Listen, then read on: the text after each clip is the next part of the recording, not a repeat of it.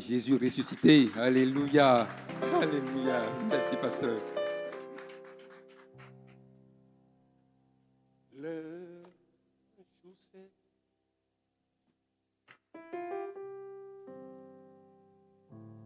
Saint-Esprit est là, le Saint-Esprit est là, la mort a disparu, Dieu donne un plein salut, et sur le monde entier, le grand jour s'est levé, le Saint-Esprit est là, le Saint-Esprit est là, le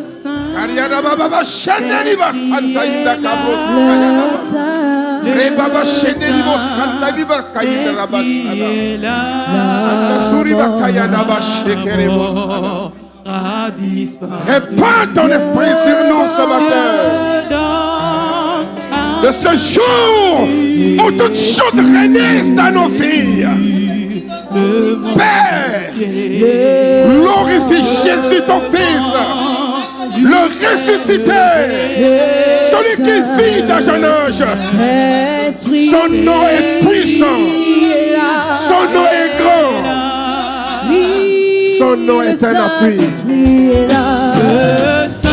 Ayanda rababa shikalaba yende ribaba yende karabasha Ibrakainda ribaba shekete bo sanda ribakayana o ribaba baba shete riba sakatala bachana yende ribaba shita karabasana dans le nom de Jésus de Nazareth, le grand jour s'est levé. Viens remplir ce lieu de ta présence. Remplis ce lieu de ta présence. Le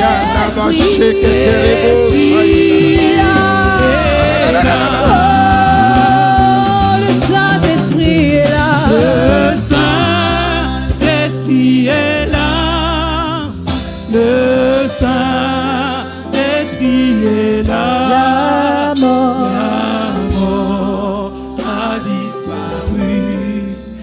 Dieu donne un plein salut. et sur le monde entier, Le monde entier. le grand jour s'est Le levé. grand jour s'est levé. Le Saint-Esprit Esprit là. est là. Est-ce que nous pouvons acclamer notre Dieu ce matin? Est-ce que nous pouvons élever son grand nom? Il fait la différence partout, partout.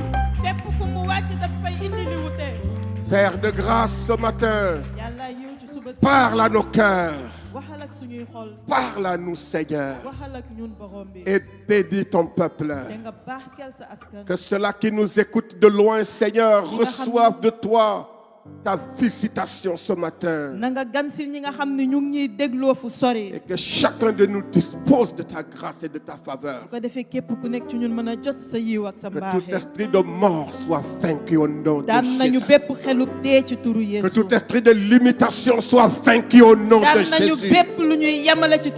Que tout ce que le tombeau a voulu retenir soit relâché.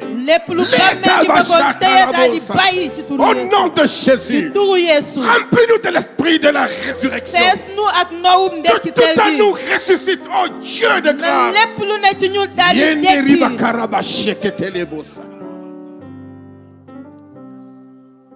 Parle-nous Seigneur. Parle à ton église. Parle à tes leaders. Parle au Père. Parle aux mères. Parle aux enfants. Parle à son peuple. Parle à cette nation. Au nom de Jésus-Christ, le roi des rois. Celui qui est établi sur toutes choses. Celui qui règne sur toutes choses. Dans le ciel, sur la terre, sous la terre, dans les eaux plus bas que la terre. Jésus est ressuscité. Il règne dans un âge. Que son nom est grand. Que son nom est puissant. Nous t'aimons Jésus. Nous aimons te servir. Nous aimons être à ton service. Nous aimons parler de toi. Car te présenter est merveilleux. Il n'y a personne qui peut être comparé à toi. Personne qui peut t'égaler, Seigneur. Personne qui ne peut faire ce que tu fais. Ah, tu es Dieu. Tu es le Seigneur. Bénis ce lieu, Seigneur. Nous quittions ce lieu béni, renouvelé, fortifié en toutes choses par la puissance du Saint-Esprit. Amen. Veillez majestueusement vous asseoir comme des ressuscités. Alléluia. Wow. Le thème qui m'a été inspiré est ceci. Il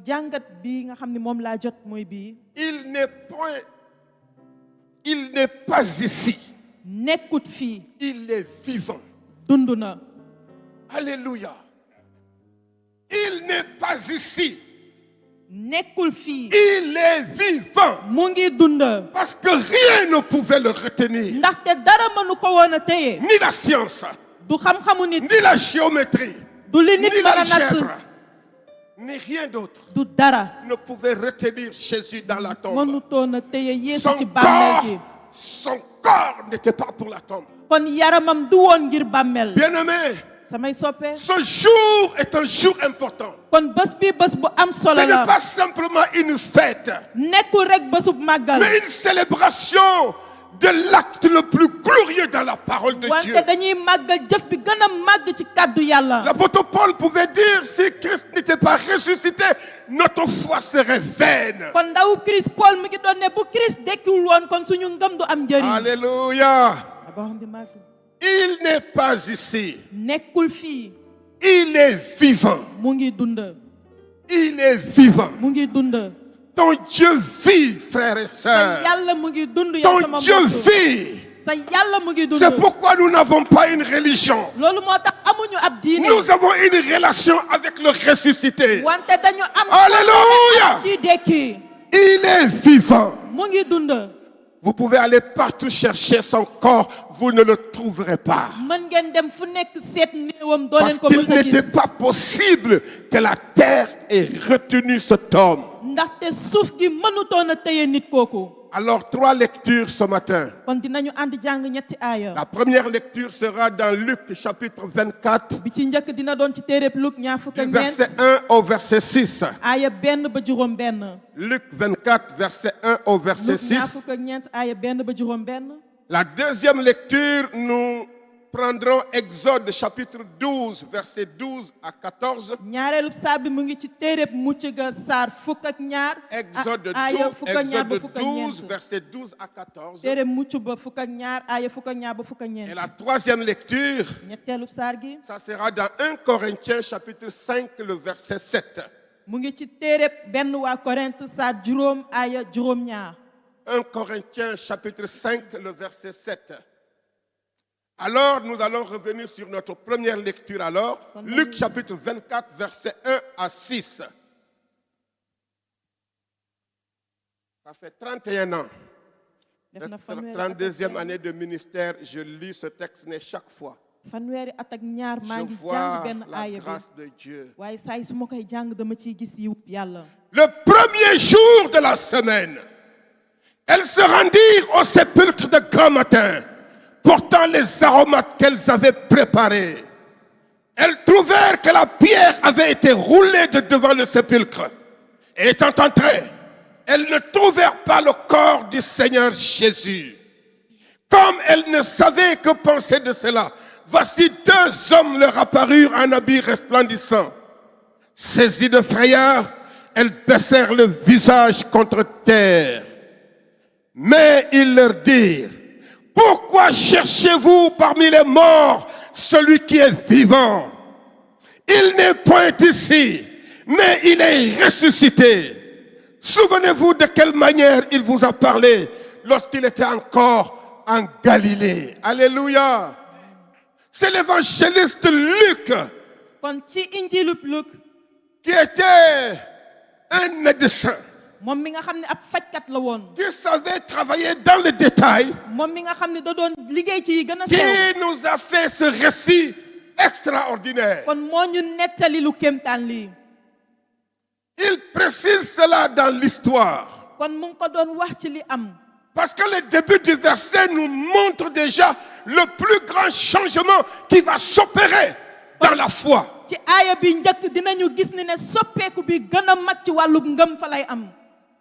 Le changement qui va s'opérer dans la religion juive. Parce que si les Juifs considéraient le sabbat comme le jour, le dimanche va inaugurer le premier jour de la semaine qui commençait le jour de la résurrection de Jésus-Christ.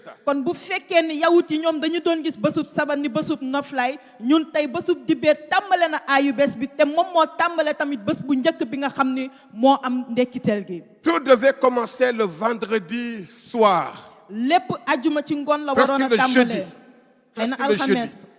Le vendredi. Le samedi. Alors le premier jour de la semaine va commencer le jour de la résurrection de Jésus-Christ. Comme les Juifs ne devaient pas travailler le sabbat, on devait attendre le lendemain alors pour que les femmes aillent honorer un corps.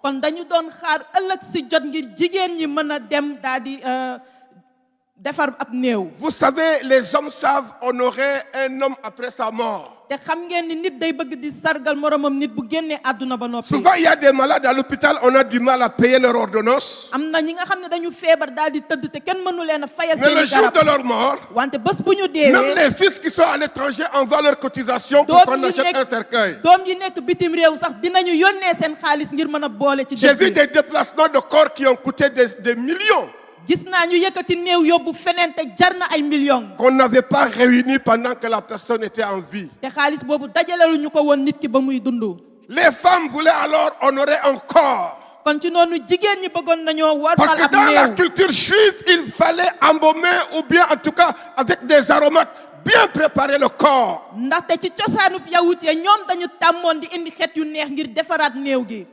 Et c'est là où l'histoire va changer. Alléluia. La deuxième lecture, c'est un récit historique. Qui est un texte fondateur. Parce que cela nous montre déjà que bien avant que la nouvelle alliance ne vienne, la nouvelle alliance avait déjà existé dans l'ancienne alliance.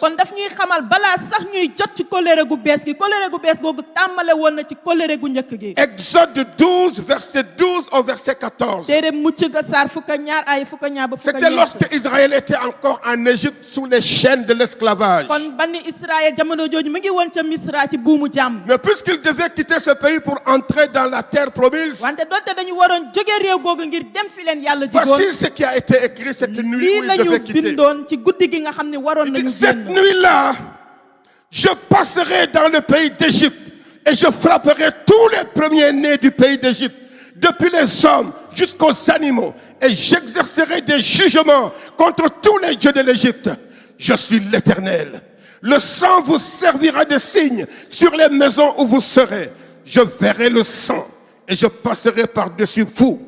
Et il n'y aura point de plaie qui vous détruise quand je frapperai le pays d'Égypte. Vous conserverez le souvenir de ce jour et vous le célébrerez par une fête en l'honneur de l'Éternel.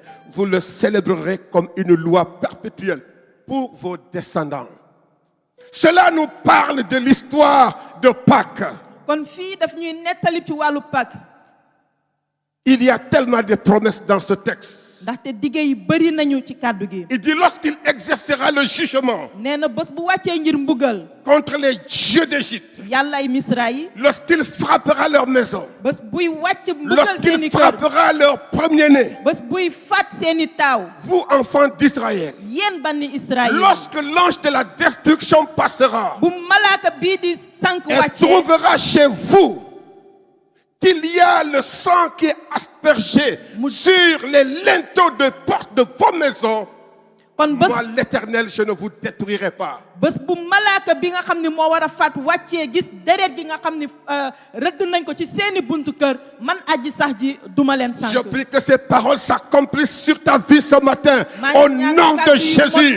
Quels que soient les fléaux, quelles que soient les situations d'adversité, la puissance de la résurrection, la puissance du sacrifice de Pâques viennent délivrer, apporter la paix dans votre maison. Ces paroles sont certaines, elles s'accompliront sur votre vie au nom de Jésus de Nazareth. Ensuite, ce troisième texte, lorsque les églises ont commencé d'exister, 1 Corinthiens chapitre 5, le verset 7. Et c'est Paul qui écrit ces paroles. Il dit ceci: faites disparaître le vieux levain, afin que vous soyez une pâte nouvelle, puisque vous êtes sans levain, car Christ, notre Pâque, a été immolé.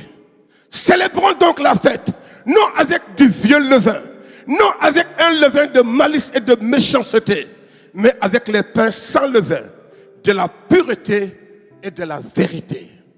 Quelle parole! L'inauguration d'une Pâque nouvelle, avec un peuple nouveau, sous les symboles d'un pain sans levain.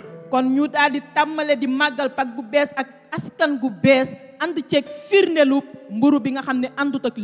devons célébrer ce jour dans la vérité et dans la sincérité de notre cœur, croyant à l'œuvre parfaite accomplie par le Seigneur Jésus-Christ.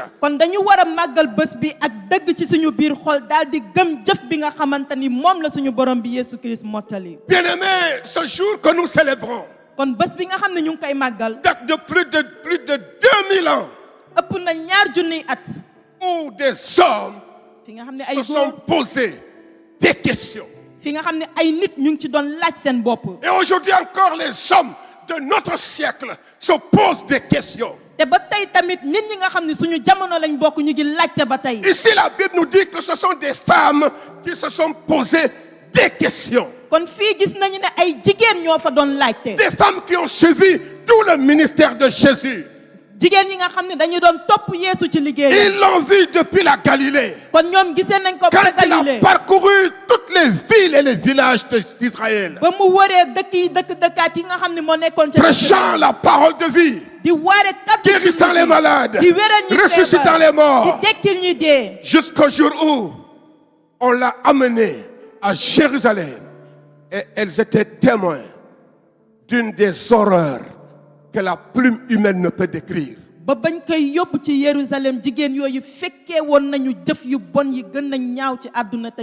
Elles étaient là lorsque les soldats ont commencé à frapper leur leader, et incapables de réagir, elles n'avaient que des larmes pour pleurer. Ils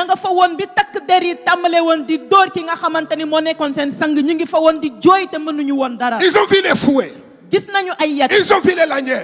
Ils ont vu les bâtons. Ils ont vu le visage d'un homme défiguré. Ils ont vu un homme frappé à mort. Ils ont vu un homme jugé injustement, condamné, et tous criaient: crucifie-le! Crucifie-le! Crucifie-le! Et à la place, libérez-nous, le brigand, le voleur Barabbas. Mais cet homme doit être crucifié. Bien-aimés, lorsque nous lisons ces paroles, il y a une petite révolte qui est en nous, du fait qu'ils ont voulu ériger le mensonge en vérité. Pourtant, ce qu'elle disait devait permettre d'accomplir le plan de Dieu. Parce que là où Barabbas devait mourir, là où le pécheur devait mourir, là où l'adultère devait mourir, c'est lui qui a pris les fautes et nos fardeaux. Il a accepté délibérément d'aller à la croix. Et les femmes ont vu Lorsque ce soldat s'est approché de lui pour lui percer le côté, il nous dit de l'eau et du sang est sorti. Les femmes ont vu cela. Les femmes ont vu lorsqu'on descendait le corps de Jésus. Les femmes ont vu lorsque Simon d'Arimathée furtivement est venu demander le corps. Et comme le sabbat devait commencer, les femmes sont reparties avec des pleurs. Mais elles ont dit, jusqu'au bout nous suivrons notre maître. Bien aimé, il peut y avoir des temps de difficulté, des temps de questionnement, des temps d'interrogation dans notre vie, des temps où nous recherchons une solution pour quelque chose. Ces femmes sont rentrées avec le désir que le lendemain, ils reviendraient pour embaumer le corps que le sabbat n'avait pas permis qu'elles puissent le faire.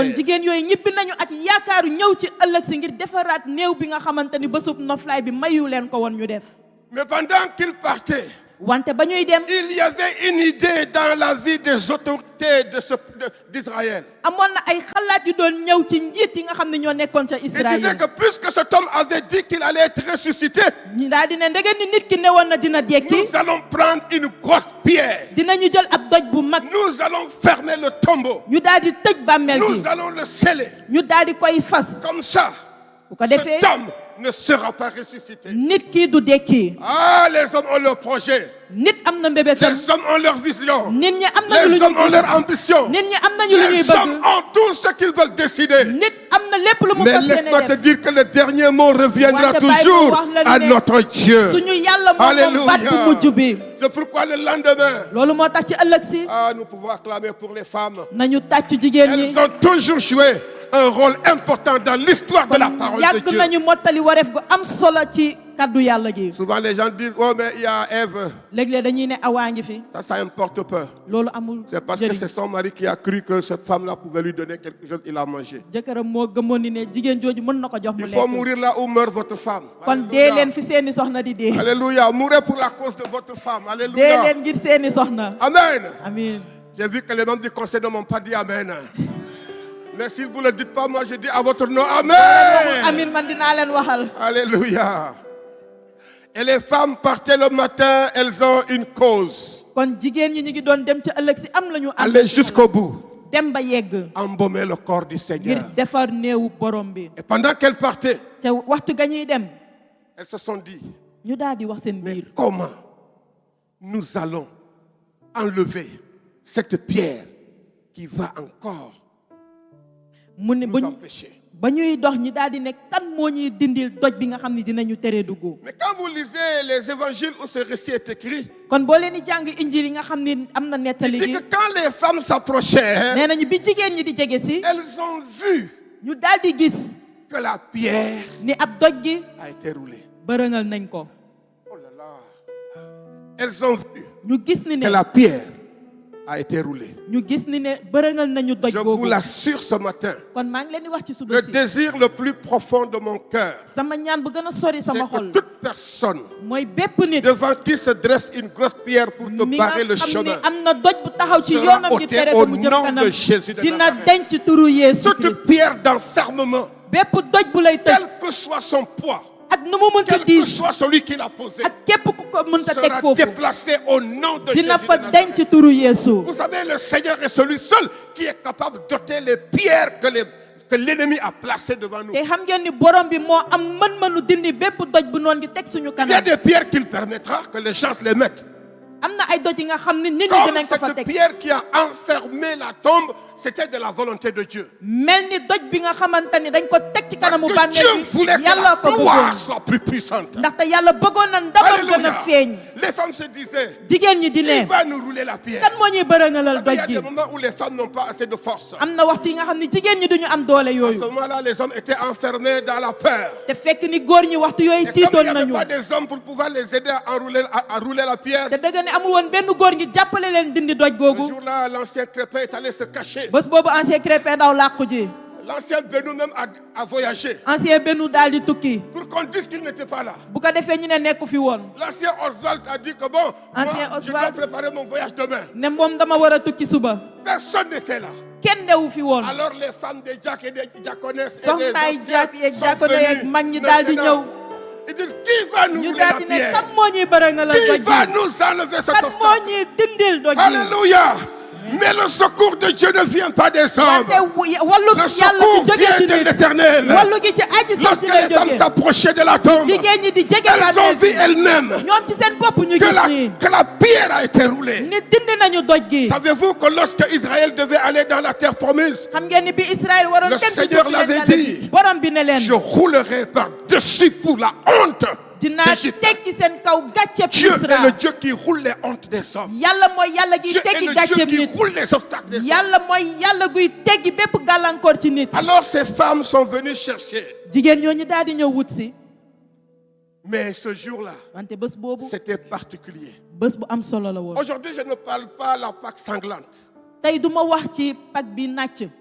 Non, je ne parle pas la Pâque sanguinaire. du ma wax ci pag bi ànd ak deret. Je parle de la Pâque de la résurrection. wante damay wax ci pagub ndekkiteel gi. Parce que c'est cela qui va apporter la plus grande transformation dans la vie des ndaxte hommes. loolu mooy indi soppeeku bu gën a mag ci dundum nit. Nous aborderons ce message sur 3 aspects. kon dinañu gis kàddu gi ci ñetti anam. Alléluia. Amen. Mais avant cela, wante balaa boobu les femmes sont venues. jigéen ñi daal di Elles ñëw se posaient des questions. ñuy laaj seen bopp. Mais ils ont trouvé 2 personnes wante ñu fekk fa yeneen ñaari nit. qui avaient l'aspect éclatant. ñoom ñi nga xam ne dañu doon mbelax. On a compris que c'était des anges. ñu xam ne ay malaaka lañ. Alors les anges se sont dit, mais malaaka yi daal di ne. c'est comme si les hommes oublient vite. dafa mel ni nit dafay gaaw a fàtte. Vous savez, quand tu es dans une situation de faiblesse, tu oublies vite. xam ngeen ni léeg-léeg boo tollee foo xam ne da ngay néew doole da ngay Quand gaaw tu a es fàtte. dans un moment de difficulté, tu oublies vite. booy dund ay jafe-jafe da ngay gaaw a fàtte. Souvent, tu oublies les hauts faits de Dieu. léeg-léeg da ngay fàtte mbaaxeeb Souvent, yàlla tu yi. oublies le Dieu que tu adores. léeg-léeg da ngay fàtte yàlla bi ngay Souvent, jaamu. tu oublies le Dieu qui t'a sauvé. léeg-léeg da ngay fàtte yàlla bi la wallu si. Malgré la dureté de ta vie, le Seigneur t'avait transformé pour que tu le connaisses. donte yaa ngi doon dund lu métti ci sa dund borom bi soppi la ngir nga xam Pourtant, ko. c'est un Dieu qui ne change te pas. moonte yàlla bu dul Il est le Dieu soppeeku des temps la. et des mooy circonstances. yàlla jamono yeeg Celui qui a jaar-jaar agi yi. hier peut agir encore moom mi jëfe aujourd'hui. démb mën na jëfe waat Mais tey. les femmes avaient oublié wante jigéen ñi fàtte woon nañ qu'ils ne. pouvaient dire, ne mënoon nañ ne. si je commandais même des anges, ils allaient descendre. su ma digaloon ay Pour me malaaka défendre. sax dinañu wàcc. Alors, elles sont venues chercher un mort, ñu daal di ñëw wut si ab néew. oubliant fàtte ni que celui qui était avec eux ne ki nekkoon ak ñoom devait ressusciter. dafa waroon a dekki. Mais la situation de tristesse a fermé leurs pensées. wante tiis ga ñu àndaloon daal di tëj Vous seeni savez, xel. la plus grande tombe que l'ennemi prépare, te xam ngeen ni bàmmeel bu gën a mag te noon gi ko c'est la waajal. tombe de vos pensées. mooy bàmmeelub seeni Quand xalaat. l'ennemi vous enferme, bu leen noon gi tëjee. même malgré les promesses de la parole de Dieu, bu leen yàlla diggee sax ci malgré kàdduwam. l'intelligence et la sagesse que Dieu vous donne, donte xel ak xam-xam bi leen yàlla di jox. quand votre vie est bloquée, vous n'êtes plus capable de vous en sortir. bu seen dund tëjoo ba du mën a too leen ci génn. Il y a des gens qui sont comme enfermés, dina am ay nit nga xam dañu mel dañ leen di tëj. incapables de prendre une décision qui va changer leur vie. du ñu mën a fas yéene def lenn luy soppi Il y a seen des gens dund. qui peuvent prier, mën nga ñaan ils peuvent gêner, mën nga woor. mais souvent pour mettre des choses en action, Wante c'est ngir comme nga si jóg- leurs pensées sont bouchées. ngir nga jóg te jëfee dafay mel ni xalaat yi dañu tëju. Les femmes se posaient cette question. jigéen ñi di laaj seen bopp. Et ils sont venus chercher un mort. ñu daal di ñëw wut si Mais ces néew. hommes leur disent, wante nit yooyu ne leen. pourquoi cherchez-vous parmi les morts celui qui est vivant? lan moo tax ngeen di wut ci biir ñeew ñi ki nga xam ne mu ngi dund. La Bible n'a pas dit celui qui était mort. téere gi waxul ki nga xam ne dafa dee Mais woon. pourquoi cherchez-vous parmi les morts celui qui est vivant? wante dafa ne lan moo tax ngeen di wut ci biir néew ñi kii di dund. Il n'a pas dit celui qui était vivant. waxul kii doon dund. Parce que Jésus se conjugue au présent. ndaxte yeesu ci bésub tey la ñuy wax. Jésus se conjugue maintenant. yeesu léegi la ñuy wax ci moom. Sa vie n'est pas seulement pour toi hier, mais c'est pour aujourd'hui. dundam du dund démb rek wante ngir Son tey la. œuvre, sa bénédiction, sa grâce, ses miracles, c'est pour toi aujourd'hui. ay jëfam ay barkeem ay yiwam ngir yow la tey. Pourquoi cherchez-vous parmi les morts celui qui est vivant? lu tax ngeen di wut ci biir néew ñi kii di Il dund. n'est point ici. kon nekkul fii. Alléluia. Il n'est point ici. nekkul fii. Il est ressuscité. dekki na. Alléluia. Bien-aimés, samay soppi. ces femmes en se rendant avec des parfums, kon jigéen ñi doon am dem la ak xet gu tristesse neex. avec leur attente brisée, tiis allaient simplement honorer un mort, mais Dieu leur donne la vie. kon tiis ak yaakaar gu tas lañ doon doxee ngir dem defar seeni néew wante yàlla daa di leen La première vérité que je veux que nous apprenions de ces récits, dëgg bu njëkk bi ma bëgg ñu gis ci kàddu gi c'est que nous tous, mooy ñun ñëpp nous cherchons souvent au mauvais endroit. dañuy wut léeg-léeg ci bërëb bi nga xam ne waruñu fay dem. Souvent nous cherchons Dieu là où il n'est pas. léeg-léeg dañuy wut yàlla fa mu nekkul. Souvent nous voulons le trouver là où il a déjà dépassé là-bas. léeg-léeg dañ ko bëgg a fekk fi nga xam ne romb na Quand ko. j'ai dit la vie chrétienne est une vie qui se vit au présent. loolu moo tax man ni dundu chrétien dundu bi ñuy dund tey la. Pourquoi tu cherches Jésus là où il n'est pas? lan moo tax ngay wuti Yeesu fa Pourquoi mu tu nekkul. cherches la vie où la vie n'est pas? lan moo tax ngay wut dund fi Puisque amul Jésus est dund. la vie, te moonte Yeesu mooy nous dund. devons le chercher là où il y a la vie. dañ ko war a wut fi dund Mais ne. vous vous rendez compte que les hommes du monde, wante di ngeen gis nitu àdduna ji. ils cherchent la vie dans des choses qui ne donnent pas la vie. dañuy wut dund ci li nga xam ne di joxe dund. Il y a des gens qui cherchent la vie dans l'alcool. am na ñi nga xam dañuy wut dund ci Il y a des sàngara. gens qui cherchent la vie dans l'argent. am na ñi nga xam dañuy wuti dund ci xaalis. Qui cherchent la vie dans des renommées. wala ngay wut dund ci sa daraja. Ces choses sont importantes, je vous dis. ay mbir yu am solo la dëgg la. Mais wante it ce que nous devons réellement rechercher, li nga xam ne moom la ñu war a wut ci c'est dëgg. celui qui est vivant. mooy ki nga xam ne mu ngi dund. Dans nos peurs, nous cherchons souvent de fausses sécurités. ci suñu ragal léeg-léeg dañuy wut ay kaaraange yu baaxut. Combien de fois les gens ont mis des choses pour dire que nous sommes en sécurité? ñaata yoon la nit defar ay mbir daal di ne lii moo ñuy Mais aar. parfois l'ennemi les surprend. wante léeg-léeg noon gi da leen di bett. Souvent l'ennemi les surprend. te léeg-léeg noon gi da leen di bett. J'ai vu des gens qui ont des gardiens. gis naa ay nit yu ànd ak Ils ont ay des chiens takk der. méchants. dañuy yor ay Ils ont des systèmes d'alarme. dañuy daal di Ils aar ont seeni toutes kër. sortes de choses. dañuy am lu ne.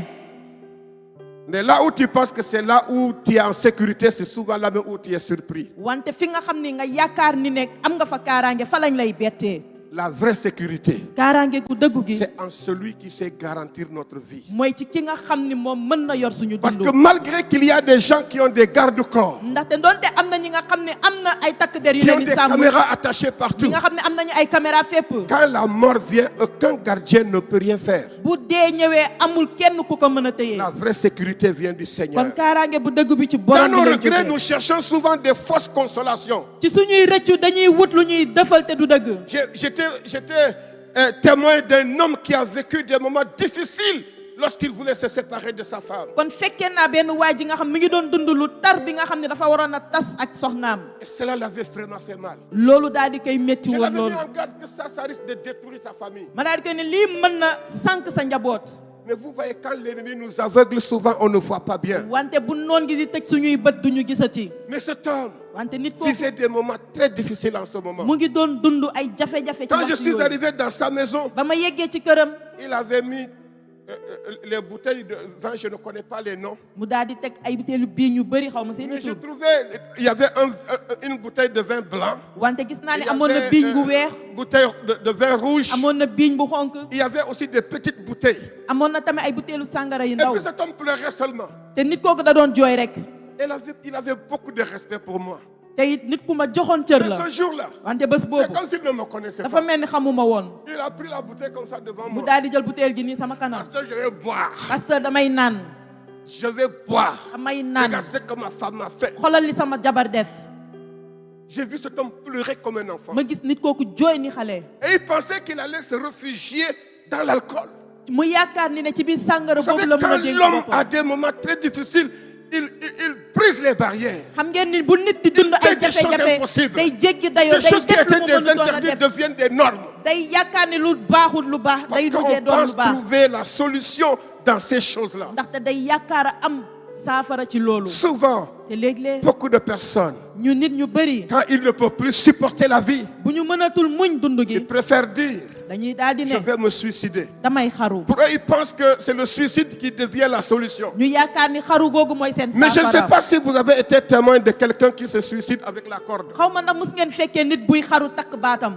La plupart du temps, lu ci ëpp les gens trouvent que les mains sont déjà attachées pour pouvoir écarter dañuy la corde. gis ni ne ay loxom des na ci mandarga loxo yi mu ngi fa ndax da doon bëgg a jënni buum bi. Et la plupart même, ils font leurs besoins dans leurs pantalons. léeg-léeg sax dañuy daal di wàccee seen i ginnaaw que- kër ci seen tubéy. Prendre la vie, il n'y a que Dieu seul qui soit capable de le faire. ndaxte jël bakken yàlla rek moo ko mën a C'est def. pourquoi quand quelqu'un veut prendre sa vie, ndax moo tax bu nit bëggee jël c'est à bakkenam un grand prix, un grand risque. kon mu ngi sànk boppam. J'ai vu des gens qui ont bu des choses pour pouvoir mourir. gis naa ay nit yuy naan ay mbir ngir dee. Mais avant de mourir, wante balaa ñoo dee. la souffrance atroce que cette chose-là va t'infliger. kon coono bu metti bi la mbir boobu di def. Souvent tu oublies que c'est ce que tu pensais être la solution à ton problème. léeg-léeg di nga fàtte ni ne sax moom nga gisoon ni saafara ci say On n'a pas jafe-jafe. besoin de se suicider. soxlaw ñu xaru. Sinon c'est une irresponsabilité. loolu daw say Parce wareef la. qu'après avoir lavé ta robe dans le sang de l'agneau, tu te suicides, tu vas directement en enfer. malgré ndaxte ce boo que tu as raxasee fait. sa mbubb ci déretu gàtt gi ba noppi daal di xaru safara. Il nga faut jëm. affronter les choses et Dieu viendra te trouver dans cette kon da nga situation. war a janoog say jafe-jafe yàlla fekk la si Souvent, tamit. des moments de tristesse nous donnent souvent à chercher des fausses consolations. léeg-léeg tiis gu ñuy dund dinañu yóbbee ñuy wut lu ñuy defal. Quand l'homme a peur, bu nit ragalee. il y avait cette sœur, je crois que je vous l'avais une fois raconté. dafa mel ni mosoon naa leen nettali. Elle est allée voir le médecin. mu daal di dem wuti Et le médecin seeti lui dit fajkat que bi. là où tu pars, tu risques de ne pas avoir d'enfant. fajkat bi ne ko fi nga jëm nii. Et puis elle a doo mën pris a am peur. doom. mu daal di ragal. Elle est venue me voir. mu ñëw seet si ma. Je lui ai dit, c'est un homme qui a dit ça ou bien c'est Dieu qui a dit ma ça? ni ko nit moo wax loolu wala yàlla moo Il ko dit, wax. c'est un homme qui a dit. mu ne ma nit moo ko J'ai wax. dit, fais confiance à ton Dieu. kon ma ni ko wóolul sa yàlla. Mais chaque jour, une voix venait lui dire, tu n'auras pas d'enfant. wante bés bu nekk mu dégg baat bi kay ne doo am doom. Elle était chrétienne engagée. chrétien bu farlu la woon. Mais à cause de cela, wante ndax elle loolu. dit qu'elle va essayer pour voir si elle va avoir d'enfant. mu ne dina jéem ba xam ndax dina am doom wala Et déet. elle est allée, mu daal di dem. elle est tombée dans le péché, mu daal di bàkkaar. et puis elle a eu un enfant. mu am doom. Maintenant, il vient dire, pasteur, est-ce qu'on peut présenter mon enfant? mu daal di ñëw ne ma pasteur ndax mën nañu ñaanal sama doom Et bi. malheureusement, je ne peux pas, ma ne ko mënuma. parce que tu n'as pas attendu le temps de Dieu. ndaxte xaaruloo waxtub yàlla. Vous savez, quand l'homme est désespéré, il cherche partout des solutions. bu yaakaaru nit tasee dafay wut saafara fu nekk. Dans nos situations sans espérance, nous cherchons souvent nos propres voies. ci suñuy jaar-jaar yu àndut ak yaakaar dañuy jéem a wut suñu Il yoonu y a une bopp. sœur qui était ici dans cette église. amoon na fi benn xale bu jigéen bu Elle a nekkoon fait 1 an, 2 ans, 3 ans. def na ñaari at ba ñetti at. Presque, elle entrait dans sa 4e année. bay dugg ci ñeenteelu atam. Et l'année passée, il m'a dit, pasteur, muy jàll ne ma pasteur. pendant toutes ces années, j'étais là, je n'ai pas trouvé de fiancé. ci at yi ma fi def yëpp nekk naa fi teg gisuma kenn ku ma bëgg a Je vais takkul. aller chercher dans une autre église. maa ngi dem wuti ko ci beneen jàngu. Je lui ai dit bye bye. ma ne ko bye bye.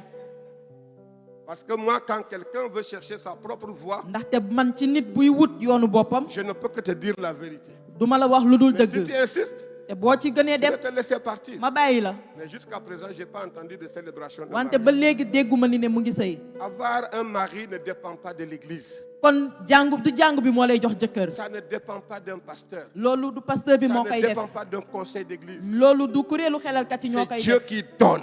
yàlla mooy joxe. C'est la raison pour laquelle ceux qui ne veulent pas que Dieu les donne, loolu moo tax ñi bëggul yàlla jox ils leen. vont aller faire des pactes. dañuy dem daal di fas yeneen kóllëre.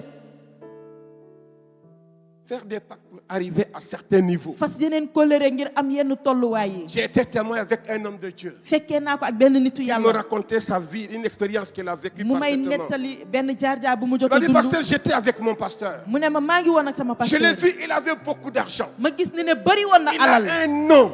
mu am daraja. Quand il parle, tout le monde, les gens l'acclament, les gens... kon buy wax nit ñi dañuy tàccu di tëb.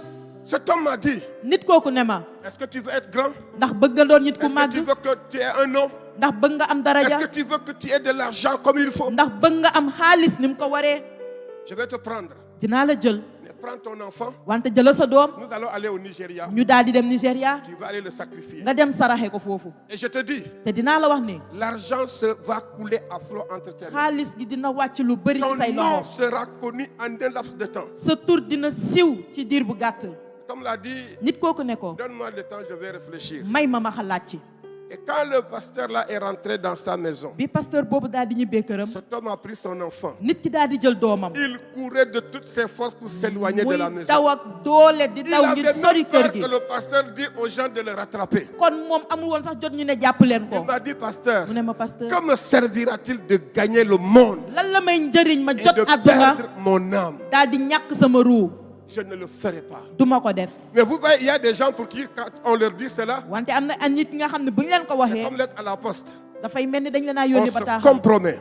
dañuy daal di dugg ci Nous nous njublan boobu. attachons à ce qui est fini, à ce qui est périmé, ñun dañuy topp li nga à ce xam ne qui dafay nous jeex. enferme, qui nous détruit. dafay yàqu daf ñuy tëj daf ñuy sànq. Nous creusons des citernes crevassées, comme dit Jérémie. kon ñun dañuy gas Mais Dieu nous dit aujourd'hui, wante le yàlla ñuy wax vivant tey, qui incarne la vie n'est pas dans le tombeau. kon kii di dund tey joxe dund nekkul ci Il bàmmeel est bi ressuscité. dekki na Il vit aujourd'hui te mu encore. ngi dund tey ba Il y a plus de 2026 ans, Jésus vit encore. at Yeesoo Quand ngi les dund gens ba sont allés tey le chercher dans une tombe, il n'était plus dans la bañ tombe. ko demee wuti ci bàmmeel bi fekkuñu ko fa. Alléluia. Le deuxième volet de notre message, kon ñaareelu wàll suñu c'est xibaar que bi le Christ est vivant aujourd'hui. mooy Christ mu ngi dund tey. La résurrection n'est pas simplement un événement du passé, kon ndekkitel gi du jaar-jaar bu am mais démba elle est présente. wante mu ngi am ba tey. Et c'est à cause de la résurrection te ndax ndekkitel que googu nous avons l'un des messages les plus grands dans le Nouveau Testament. moo tax ñu am injil bataaxal bu gën a màgg ci Parce injil que bu si bees Paul bi. dit que si Christ n'était pas ressuscité, notre foi serait vaine, ndaxte bu Paul nee bu Christ dekkil woon suñu ngëm du am njëriñ. la résurrection devient le fondement de l'Église, kon ndekkitel googu mooy doon Le dooleeb fondement de jàngu bi notre foi. mooy doon dooleeb le suñu fondement ngëm de notre mooy service, doon dooleeb suñu la liggéey. raison même pour laquelle nous continuons à vivre dans cette relation avec Dieu. looloo waral sax tey ba tey ñu am kóllëre boobu ak Parce que c'est Yàlla. cela qui montre que toute chose, oui, aura une fin, mais toute chose reprendra encore pour une autre vie. loolu moo ñuy wan ne lépp dina jeex wante it lépp dina tàmbale waat ngir beneen dund. Et il y aura deux résurrections. te dina am ñaari La ndekkitel. résurrection de ceux qui ne sont pas morts en Christ. ndekkitelu ñi nga xam ne ñoom deewuñu ci La Bible Christ. nous dit ils ressusciteront pour le jugement. téere gi nee na dinañu dekki ngir atte gi. Dieu jugera tout homme yàlla dina atte bépp pour nit. lui montrer qu'il ne pouvait rien faire pour acquérir son salut. ngir wan ko ni mënul woon def dara ngir jot muccam. Et après cela, ils seront envoyés en enfer bu pour loolu l'éternité. jàllee ñu daal di dem safara ba abadan. C'est cela que la Bible parle de la mort éternelle. loolu la téere gi di wax dee buy law dee gudul jeex. Bien-aimé qui m'écoutait ce matin, kon yow mii di ma déglu ce tey corps, yaram gi quels que soient les soins que tu vas le porter, ak noo ko mënti toppatoo quels que soient les produits qu'il va y mettre, ak loo ci mënti def quel que soit l'argent que tu vas investir ak pour ce xaalis corps, boo ci mënti jaay ngir sa ce yaram corps mourra.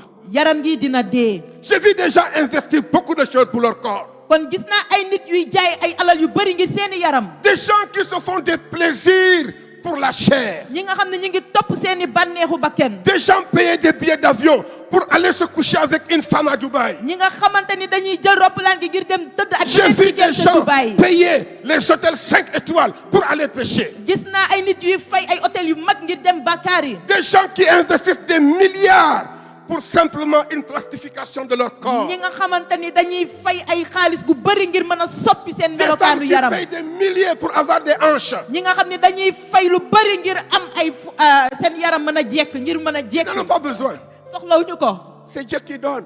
yàllaay Et tout ce joxe. que Dieu donne est bon. te lépp lu yàlla joxe baax na. Parce qu'il y a des hommes qui cherchent des femmes qui ont des hanches. ndaxte ay góor dañuy wut ay jigéen yu jekk. Pendant que d'autres vont chercher des femmes moustiques. te fekk ni ne am na ñi nga xam ñu ngi wuti ay jigéen yu C'est sew. le corps de l'homme qui est comme ça. kon nit a mel noonu. L'homme a des préférences. nit dafa am lu ko Vous gënal. allez voir qu'il y a des hommes qui vont chercher des femmes courtes pendant que d'autres vont chercher des femmes di nga gis élancées. ay góor yi wuti ay jigéen yu gàtt ñeneen ñi di wuti ñu njool. Des hommes qui cherchent des femmes teint clair pendant que d'autres vont chercher des femmes avec même la suite de la marmite. di nga gis ni ne ay góor ñi ngi wuti jigéen ñu xees ak ñi nga xam ne ñi ngi wuti ñu ñuul Mais je kukk. vous assure qu'il y a de gros investissements pour la chair. wante maa ngi leen di wax ni nit dafay def alal ngir On nafsu paye woon. pour les yeux, on paye pour les oreilles, dañuy on paye pour fay le ngir corps, on bët paye yi pour ngir la nopp taille. yi ngir yaram gi ngir jëmm ji. Des milliards sont investis. ay alal gu bëri la ciy dugg. Lorsque vous allez dans les sites balnéaires, boo leen demee ci yenn bërëb yi. tout ça pour le plaisir de l'homme. loolu yëpp ngir bànneexu nit. Et vous allez voir des gens qui ne vivent que de ça. te di ngeen gis ay nit yi nga xam ne loolu rek la ñuy dundee. Pendant qu'un étudiant ici même, pour vivre avec $1 par jour, tu vas trouver quelqu'un qui va payer 500 000 par nuit. kon fekk ni ne am na benn ndongo bi nga xam ne ngir mën a dund sax jafe na fekk keneen na ngi yàq xaalis ci benn guddi. Et il va faire 1 mois, 2 mois dans un hôtel comme ça. dina def weer ba ñaari weer ci benn hôtel. La nuit, guddi on le masse. ñuy koy maase. On va bien le masser. di dàmp yaram gi bu baax. Les spécialistes du massage, ñu xarañ ci wàllu dàmp. les saunas. ci sona yi. Alléluia. Vous allez voir des gens, même leur nourriture c'est surveillé. di ngeen gis ne ay nit la ñuy lekk sax dañ koy xoolaat. Il y a des gens qui vivent, il y a les uns, il y a les autres, il y a les etc. kon am na ñi nga xam ñu ngi dund am na ñi nga xam ne ñu ngi jéem. Je vous assure qu'il y a des gens pour leur vie, am na ñi nga xam ne ngir seen dund ils dépensent des milliards. jaral na leen alal gu bëri. Ils ont des yachts, ils vont aller. am nañu ay yacht ay Pendant gaal yi nga que xam toi, dañuy là, dem fu c'est ne. chaque jour le P2. fekk ne yow yaa ngi ak say ñaari tànk.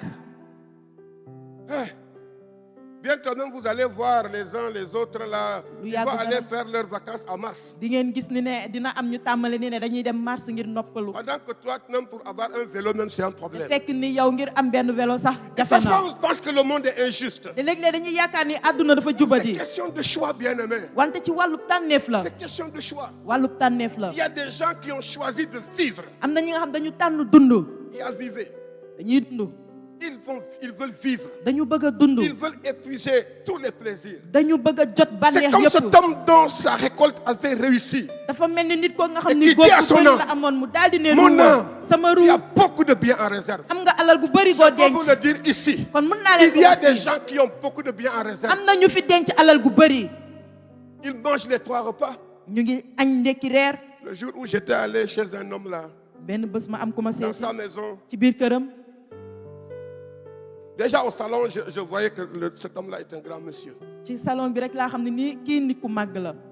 Si tu vois les fauteuils seulement du salon là, boo leen gisee fauteuil yi nekk ci salon bi. c'était froid même. dafa c'est seddoon climatisé, dafa liw froid. dafa liw. Moi-même, je commençais à avoir des problèmes de fraîcheur. man sax dama liw gi mu ngi ma doon bëgg a sonal. Et puis sa femme me dit, pasteur, soxna si ne ma pasteur. tu vas venir prier dans notre chambre, ñëwal nga ñaan ci suñu biir néeg. déclarer des bénédictions. nga wàccee fa ay kàddu barke. Wallahi, Seigneur, Seigneur, quand je suis allé dans cette chambre-là, ba ma duggee ci néeg boobu. j'ai dit, est-ce que c'est un homme qui vit ici ou Ma bien ni- c'est un ange qui vit ici? nit moo fiy dund wala malaaka moo fiy dund. Mais un luxe insolent. kon maanaam lu taarul ba ëpp la. Je vous dis la vérité. Quand j'ai fait comme ça le lit là, ba ma laalee lal gi. c'est fait avec des plumes de je ne sais quoi. maanaam ay dunku xaw ma lan lañ ko defaree. Mais c'est moelleux. wante dafa Maman, nooy. si tu fais comme ça, ouais. boo ko laalee. Et le lit était avec de l'eau, comme de l'eau. te lal gi dafa mel ni lu am ndox. Tu te mets dessus et c'est l'eau qui te masse. boo ci Hey, Seigneur. tëddee ndox gi mooy Hey, damp sa yaram gi. Seigneur. Ancien, il y en a des choses comme ça. Hein. am na ay mbir yu am yu xew. La ilaha illallah. J'étais en train de regarder. J'ai dit, Man mais moi je nekk suis foofu venu xool. prier ou je suis venu admirer. ma ni man dama ñëw ñaan wala dama ñëw seetaan. Eh Seigneur. Mais vous savez cet homme, te xam ngeen ni nit kooku. ses enfants sont presque anormaux. doomam yi kenn waru ci. Terrible, lu doy waar. terrible. lu doy waar. Des pactes ñiy fas ay kóllëre terribles. yu doy waar. J'ai dit, si ça doit être le moyen par lequel on va y accéder, ma ne bu fekkee lii mooy yoon bi ñuy may ñi yegg ci. Seigneur, merci. borom bi baax na. Que servira-t-il à un homme lan lay njëriñ de nit gagner le monde nga am àdduna et de perdre son âme? daal di ñàkk sa ruu. Alléluia. te borom bi màgg. La résurrection inaugure l'ère de la délivrance de toutes ces choses sataniques et diaboliques et de la mort. kon ndekkitel gi dafay tàmbale jamono ju bees ji nga xam ne dañu mucc ci lépp luy jëfub seytaane ak La dee. résurrection de Pâques inaugure la plus grande des transformations dans notre vie. kon ndekkitel gi dafay ubbi jamono bi nga xam ne mooy indi soppeeku gu gën a màgg ci suñu Parce dund. qu'il change notre système, il change notre statut, il change notre vie, il change nos pensées. ndaxte dafay soppi suñu nekkin dafay soppi suñu jëmm dafay soppi suñu xalaat soppi suñu dund. Nous passons de l'esclavage à la liberté, dañuy génn ci buumu jaam ngir de ñu la goreel ñu. mort à la vie, génn ci dee gi dem ci dund. du pécheur à celui qui est libéré et Génn acquitté. ci bàkkaar dugg ci ki nga xam ni yeewi nañ ko C'est l'une jéggal des plus nañ ko. grandes transformations qui se passent dans notre mooy vie. soppeeku bu gën a mag bi mën a am Dieu suñu dund. transforme les situations de notre vie. yàlla day soppi jaar-jaarub suñu dund yi. Il nous partage son amour. mu daal di ñuy jàllale Il nous mbëggeelam. redonne de l'espérance. daal di ñuy joxaat yaakaar. Le tombeau vide montre que la mort n'a pas eu le dernier mot. bàmmeel gi amul dara wane ni ne dee amul kattan Et suñu je kaw. vous le dis ce matin, te maa ngi la koy la wax ci mort suba n'a si. pas le dernier mot. dee amul baat Parce bu que mujj même gi. si ce corps mortel est parti, la Bible nous dit que nous nous vivrons pour l'éternité. bu fekkee ni sax suñu yaram gi dafay dem téere gi nee na dinañu dund ñun ba abadan. Et ce sera la seconde résurrection. te loolu mooy ndekkite La ñaareelu résurrection ndekkitel de gi. ceux qui ont aimé la mort pour aller à cause de la vie qu'ils doivent obtenir. ndekkitelum ñi nga xamante ni ñoom jaraloon na leen ñu dee ngir dem ci ki nga xamante ni mooy dund gi. Il y aura ceux qui vont mourir. dina am ñuy dee. Ils vont ressusciter pour la mort dinañu éternelle. dekki ngir Il yeggali y a dee ceux qui gi. vont ressusciter am na ñoo nga xam dinañu pour la dekki vie éternelle avec Dieu. ngir am dund gu dul jeex Et ak c'est Yeesu. cette résurrection-là dont nous parlons ce te matin. ndekkitel boobu la ñuy wax ci suba De si. tous ceux-là ci loolu qui ont yëpp lavé leur robe dans le sang ñi de nga l'agneau. xam ni raxas nañu C'est seeni pourquoi mbubb ci dans deretu Exode 10, gàtt il est gi. dit que lorsque l'ange de la destruction, l'ange du jugement viendra, loolu moo tax téere mu ci gane bu malaaka bii di il atte cherchera ñëwee si le sang est mis sur les linteaux de dina leur vie. xool ndax deret yaa ngi ci buntu dund yi. Cet ange un jour passera. bés malaaka googu dina Je prie jàll. qu'il tarde encore pour toi, maa ngi ñaan mu yéex ci yow. pour que tu puisses accomplir la volonté de Dieu ndax avant nga ce mën a jour. mottali mbébétu yàlla ci sa Mais dund lorsqu'il balaa bés viendra, boobu. wante bés bu Il ñëwee verra le sang. dina gis deret Il yi. verra le sang. dina gis deret Il yi. verra le sang. dina gis deret Il yi. verra le sang. dina gis Il deret yi. verra le sang. dina gis Il deret verra yi. le sang. dina gis Et deret la dit yi. nous dit, il passera outre. te téere gi nee Alléluia. na mu daal di jéggi. Il dira, ça c'est une possession du Seigneur. mu ne lii borom bi moo ko Ça moom. c'est une possession lii du Seigneur. alalu borom bi la. Ça c'est une possession lii du alalu Seigneur. borom bi la. Et ainsi, ci noonu le jugement qui frappera le monde mbugal bi nga xam dina wàcc ci àdduna ne touchera pas aux enfants de Dieu. du laal doomu yàlla À yi cause de la foi. ndax gëm. Même l'islam reconnaît que Jésus reviendra. ba ci islam sax nangu nañ ne Yeesu Les dina dellu si. religions reconnaissent que Jésus reviendra. diine yi nangu nañ ne Yeesu dina Et quand dellu il si. viendra, te bu la dellu Bible dit, see il jugera les vivants et les morts. téere gi nee na dina atte ñiy dee Il y ak a une ñiy précision dund. en ce sens-là. wante it am na lu leer Parce luñ que ko les wax. vivants qui seront jugés, ndaxte ñiy dund ñi ñuy c'est atte ceux-là qui ont refusé, même pendant le temps de la grande persécution qui viendra, de refuser d'accepter le Seigneur. mooy ñi nga xam ni bañ nañu nangu borom bi ba ci sax mbugal bu mag bi nga xam dina wàcc ci àdduna. C'est ce que ñu la bañ Bible ko. appellera la grande tribulation. loolu la téere gi di wax mbugal gu mag gi. C'est ceux-là qui accepteront que leur front soit marqué 6, 6, 6. mooy ñi nga xam ne dinañu nangu ñu mandargal seeni jë def ci juróom benn ñetti yoon. C'était la marque de la bête. moo nekkoon mandargaw Ces mala gi. gens-là accepteront la marque de la bête pour ne pas simplement accepter le témoignage de Jésus. ñooñu dinañu nangu mandargawu mala gi ngir rek bañ seedeb Yeesu. De ces vivants, ci ba ñuy lorsque dund Jésus reviendra, bu Yeesu dellu see. la Bible nous dit que ce sont ceux qui vont rester. téere gi nee na mooy ñi nga xam ne dinañ fi Il dit de des. deux hommes, un homme et une femme qui dorment au lit. On Et- prendra l'un et on laissera l'autre. ñaari nit góor ak jigéen dinañu tëdd ñu jël kenn ki daal di bàyyi keneen ki. Les deux qui étaient au champ, on prendra l'un, on laissera l'autre. ñaar dinañu nekk ci tool ga ñu jël kenn bàyyi keneen ki. Je prie que tu fasses partie de ceux qui vont partir avec le Seigneur. maa ngi ñaan nga bokk ci ñii di Parce dem que le ak jour borom où bi. tu accepteras de passer par la grande tribulation, ndaxte bés boo nangoo dund mbugal gu mag gi. au départ, tout partira bien. ba suy tàmbale lépp dina Les baax. gens vont penser que ça sera toujours comme ça. nit ñi dinañ yaakaar ne noonu lay La Bible demee. nous dit que l'ennemi maintenant commencera une grande oppression. wante téere gi nee na noon gi dina tàmbale di Les gens fokkatal même nit vont ñi. crier en disant que les montagnes tombent sur nous pour qu'on meure. ñin Mais les ñi montagnes ne sax tomberont pas dinañu sur eux. tàmbale di jooy ne tund yi daanu suñu kaw ndax ñu dee wante loolu du am. Les gens voudront venir courir devant une voiture qui roule. La voiture ne le tuera pas. nit dina bëgg a Ils vont sànneeku ci tali bi souffrir tali gi rey ko parce qu'ils ont oto bi rey accepté ko. la marque de la bête. du dee wante dina dund coono ndax dafa nangu mandarga mala gi.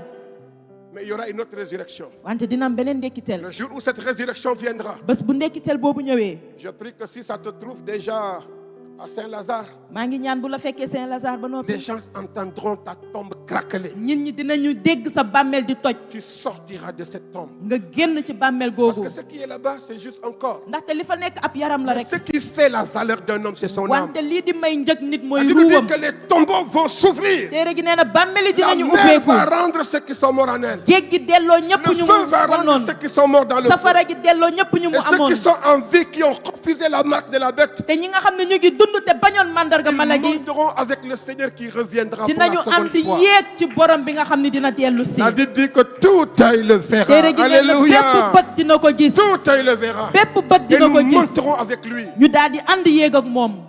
Lorsque le grand trône blanc sera établi. bu gàngun bu mag bu weex bi Parce que wàccee. lorsque Dieu s'assiera maintenant sur le grand trône blanc, bu yàlla toogee ci gàngun bu mag gi te weex. là c'est fini. jeex na. Toutes les cartes auront été épuisées. kon dinañu jeexal lépp la ñu Les waroon. hommes passeront par le jugement. ñin ñi daal di yegg ci àtte gi. Et la Bible nous dit te téere gi nee que na pour nous qui croyons ngir ñun ñi gëm jusqu'au bout, ba yegg ba sës nous ne serons pas jugés. ñun kenn duñu àttee Parce que nous sommes déjà jugés en Christ, notre ndaxte Seigneur ñun et Sauveur. àtte nañ ñu ci Christ suñu borom ak suñu muccalkat C'est pourquoi ça vaut la peine. loolu moo tax Qu'on jar na souffre ko encore. ñu mën a Qu'on dund espère coono gi encore. ñu yaakaar Qu'on ba tey combatte encore. ñu bëre Et ba qu'on tey bénisse le Seigneur. te ñuy barkeel borom bi Alléluia. borom bi màgg Le Christ est vivant aujourd'hui. Christ mu ngi dund Le tey tombeau n'a pas le dernier mot. bàmmeel gi amul baat gu mujj Aujourd'hui, plus rien ne peut nous enfermer. tey amatu dara lu ñu mën a tëj Comme le tombeau, ni bàmmeel la gi prison, ni kaso yi l'enfer ou les puissances des ni ténèbres, safara wala kattanu noon gi ils ne peuvent plus enfermer les enfants de Dieu. mënatuñoo tëj doomu Point yàlla de yi blocage. amatul dara lu Point ñuy de tëj chaîne.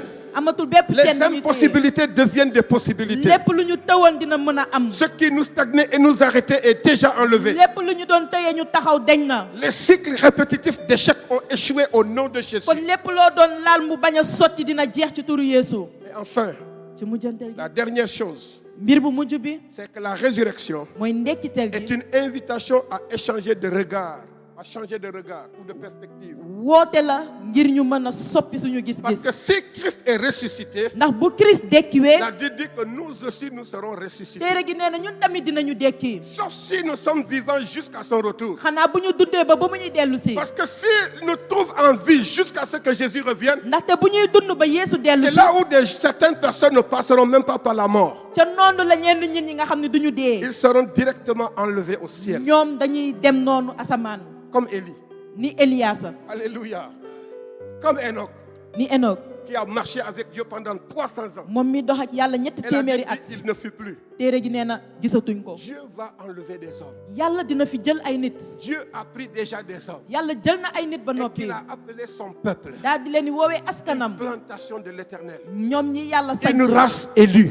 ñoom ñi yàlla Un fal sacerdoce royal. xeetu buur Quelle grâce bien-aimée. ab yiw la Alors changeons de perspective. kon nañu soppi Ne suñuy soyons gis-gis plus de ceux-là qui sont pessimistes. bu ñu nekkati ñi nga xamante ni duñu ànd ak Qui ne croient pas à leur lendemain. ñi nga xamante ni amatuñu Non yaakaar ci seen seulement ëllëg. notre lendemain sur la terre, am nañu yaakaar ci kaw mais suuf lorsque nous nous réveillerons encore au ciel. wante tamit bu ñu yeewoo ca asamaan J'ai entendu quelqu'un dire dégg naa nit ne que lui, ce qu'il craint, moom la muy ragal c'est lorsque les gens le mettront dans une caisse et il ne pourra plus parler dans la caisse. mooy bu ko nit ñi tëjee ca kees ga te dootul mën a wax Et que les gens seront en train de parler de lui sans qu'il puisse répondre. nit ñi di wax ci moom te du mën a tontu Et lorsque les gens vont le laisser seul te buñ ko fa bàyyiwee au moom rek cimetière pour sortir, ci almeer ya ngir dem il dit que c'est cela qui l'habite, une peur qu'il ne peut décrire. nee na loolu moo koy tiital ba du xam nu muy def Mais si tu sais ce que tu as fait, wante boo xamee li nga def tu auras peur. di nga ragal Parce que la mort n'a plus de pouvoir. ndaxte dee amatul Alléluia. kàttan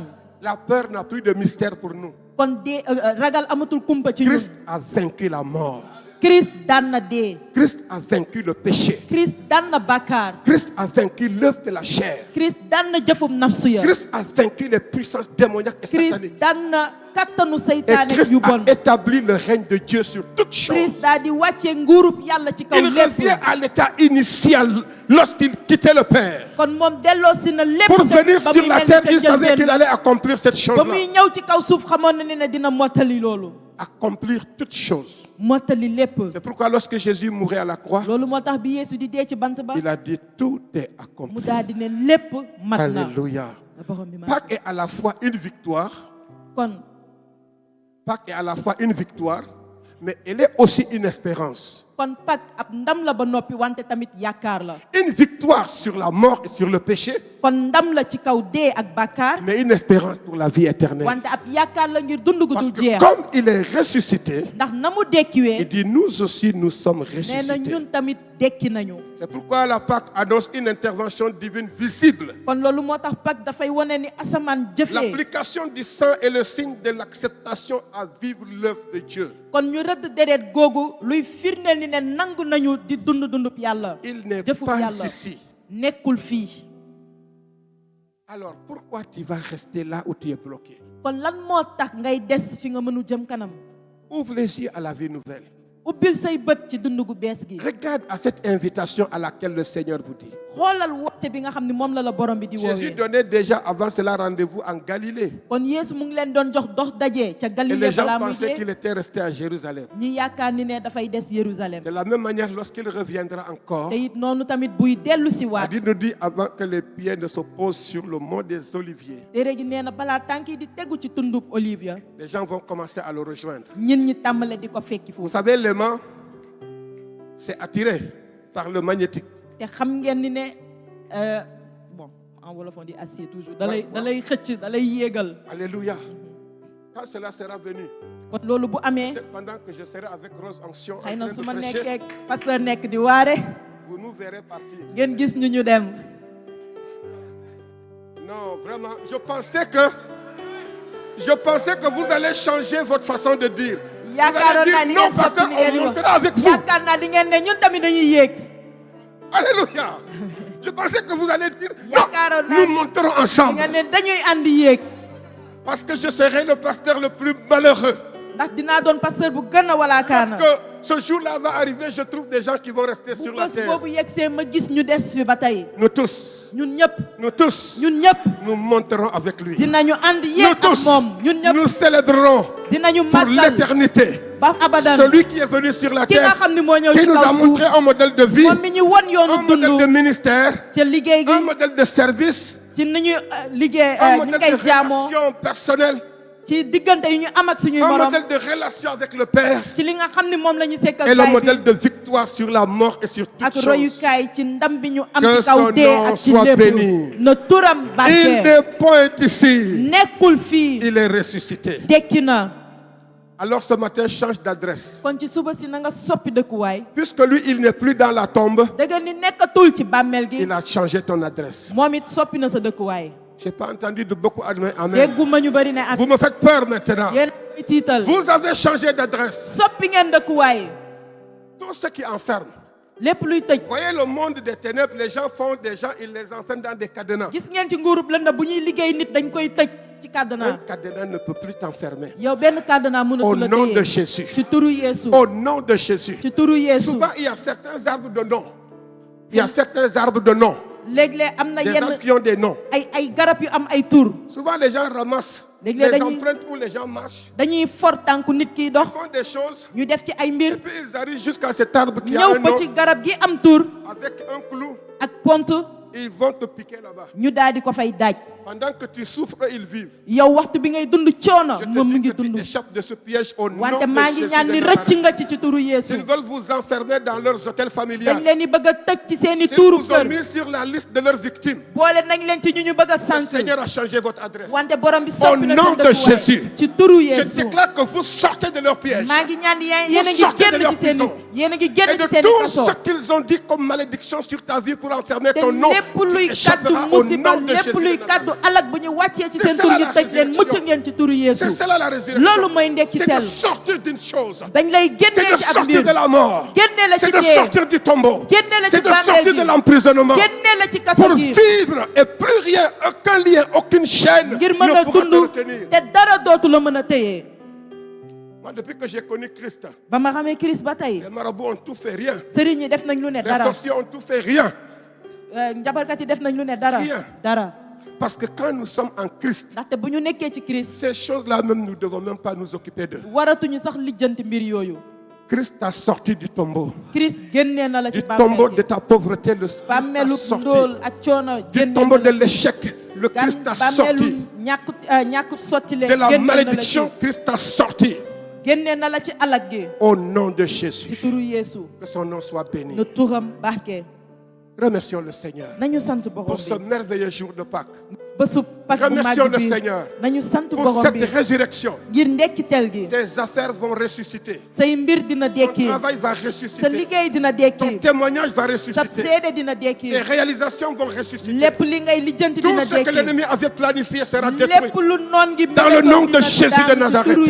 La puissance de la résurrection va faire sortir tout ce qui a été enfermé. Au nom de Jésus. Les ventres enfermés seront libérés maintenant. Dans le nom de Jésus de Nazareth. Les ministères enfermés vont se libérer. Dans le nom de Jésus. Les Karabashakatarabosika. Les Brakasukaïna Kabroskoria Bashenderebosa. Père, tout programme de mort, de mariage, je détruis cela au nom de Jésus. Tout projet de destruction de travail de quelqu'un, je détruis cela au nom de Jésus. Toute arme d'enfermement, d'échec, je déprogramme cela au nom de Jésus. Si tu veux enfermer les pensées des hommes, à ce qu'ils ne puissent rien réaliser, je déprogramme cela au nom de Jésus. Père de grâce, si l'ennemi veut enfermer la santé de quelqu'un, je libère cette personne ce matin par le nom de Jésus de Nazareth.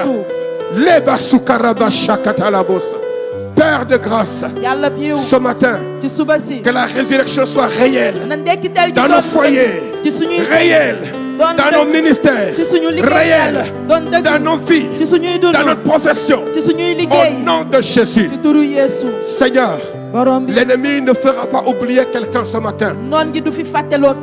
Si il veut t'enfermer pour être oublié, je déclare ce matin que le Seigneur te ramène à la vie. Au nom de Jésus, tout programme de mort pour cette année 2026 sur ta vie, je déclare que le Seigneur te ramène à la vie.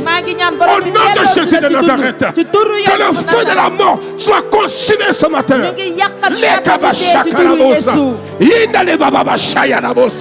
Père, libère ton esprit de vie. Libère ton esprit de vie. Libère ton esprit de vie. Libère ton esprit de vie. Libère ton esprit de vie. À ceux-là qui connaissent des morts, je déclare la vie. Au nom de Jésus. Je déclare la vie. Au nom de Jésus. Et que tout projet de l'ennemi pour enfermer ta destinée comme la tombe, je déclare sur ta vie ce matin que ta destinée ressort encore. Tu te mettras à chanter, à jubiler, à proclamer la puissance de la résurrection. Père, que tout ce qui est mort soit vaincu ce matin. Dans le nom de Jésus de Nazareth. Honneur et gloire à ton nom. Amen. Amen. Amen. Amen. Amen. Alléluia. Que Dieu vous bénisse. Que sa grâce soit sur vous. Amen. Amen. Veuillez vous asseoir.